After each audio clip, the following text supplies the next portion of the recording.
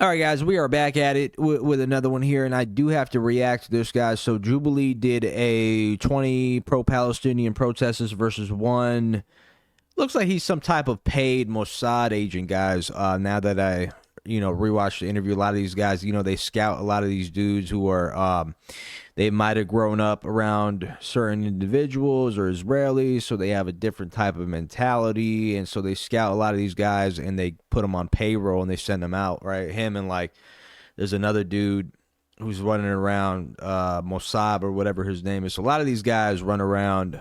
They're paid shills for the Zionist entity, guys. So they run around and they have these positions when it comes to the conflict that are most of the time aren't substantive, and it's usually badgering, the armed resistance against the occupiers. So they're usually just focusing or honing on, badgering the armed resistance, right?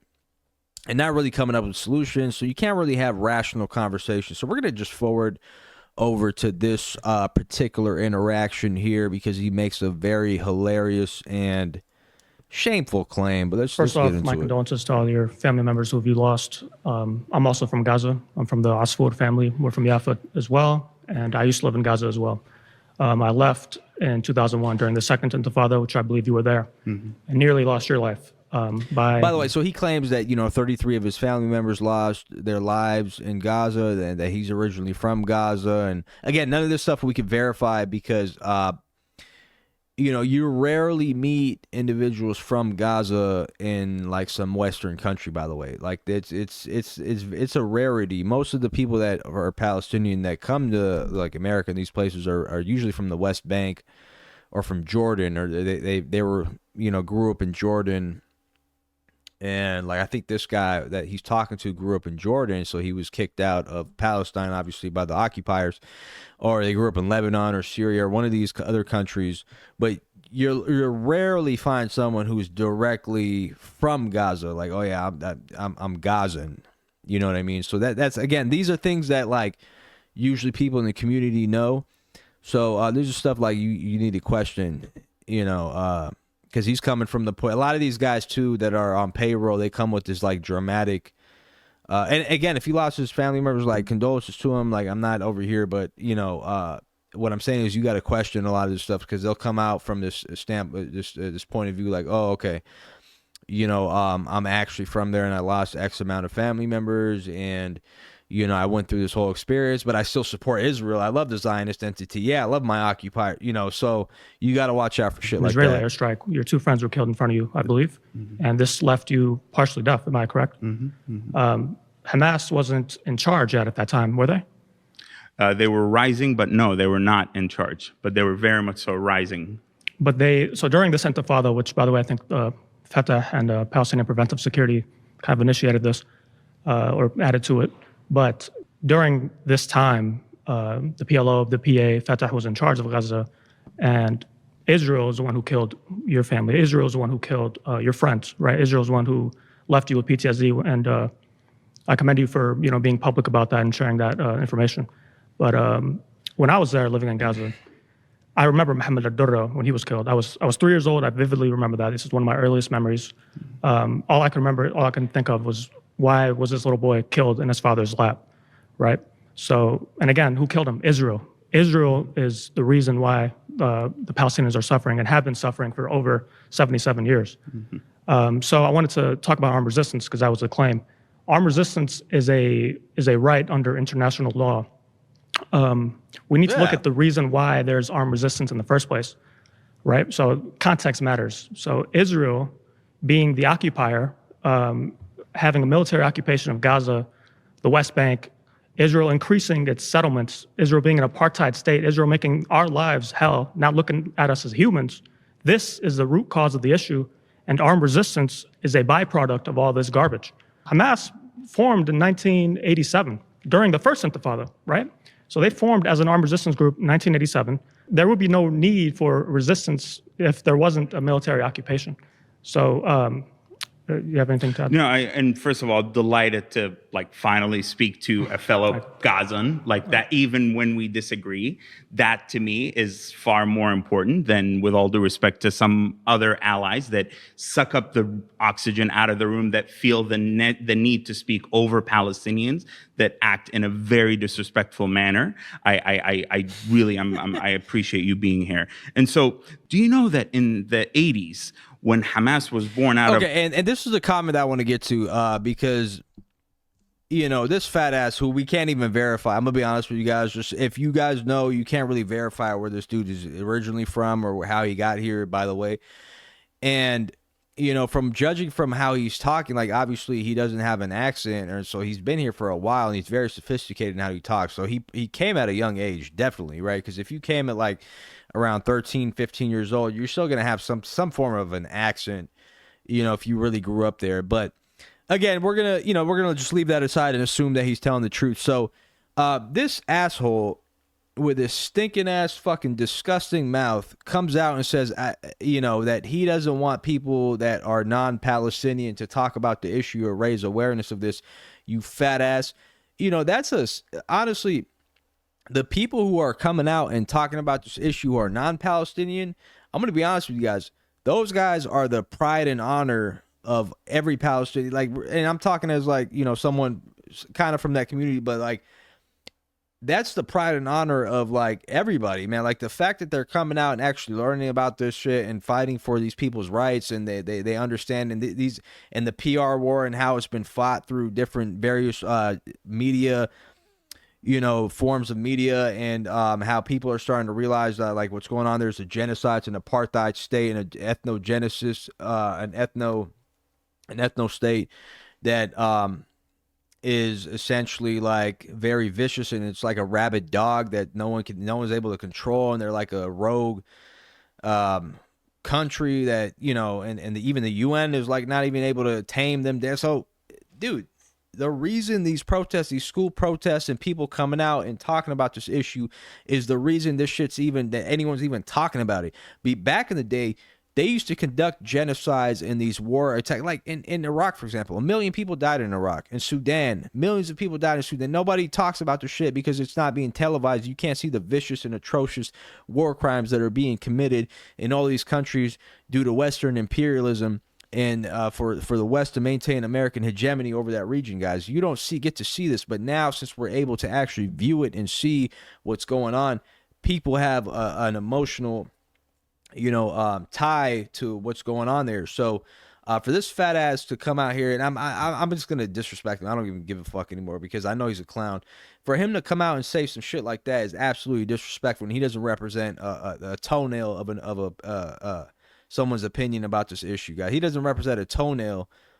He's not even worth a toenail of these protesters, these students that are coming out and protesting this issue, right?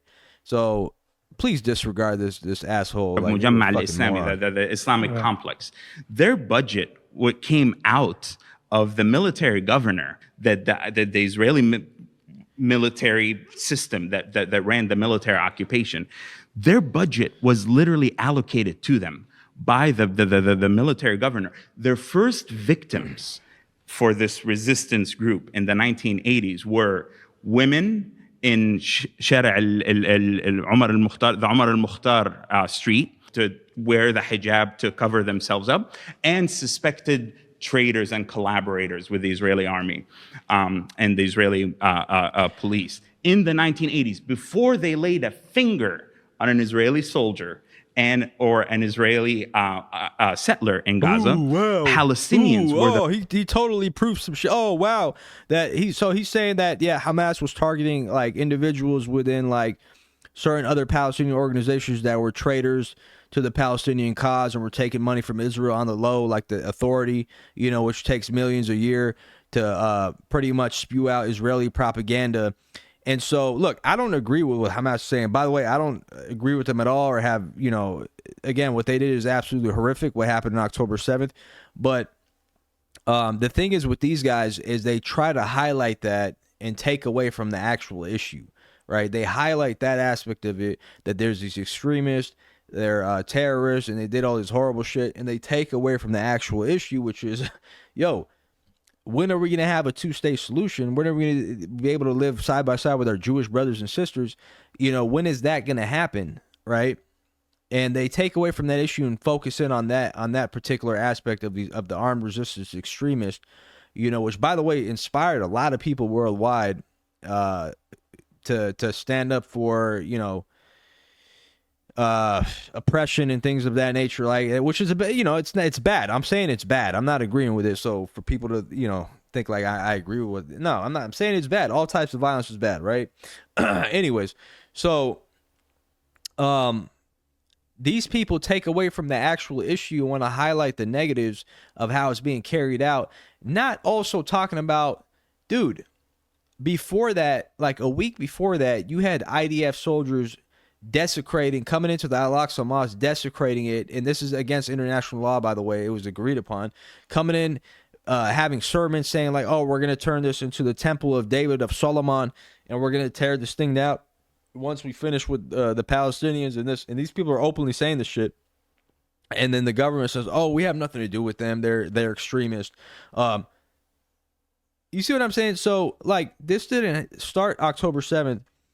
And this weirdo, again, these are the type of people that you have to watch out for, because they're usually, they have, somebody's funding their talking points, right? Because they want to focus in on, because they've been trying, year over year, they've been trying to focus in on, like, okay, Muslim, bad, terrorist, right? So they want the Western audience, they think the Western audience is that stupid to where, like, now they can continue believing this lie, like, okay, Muslim, extremist, ISIS, Hamas, bad.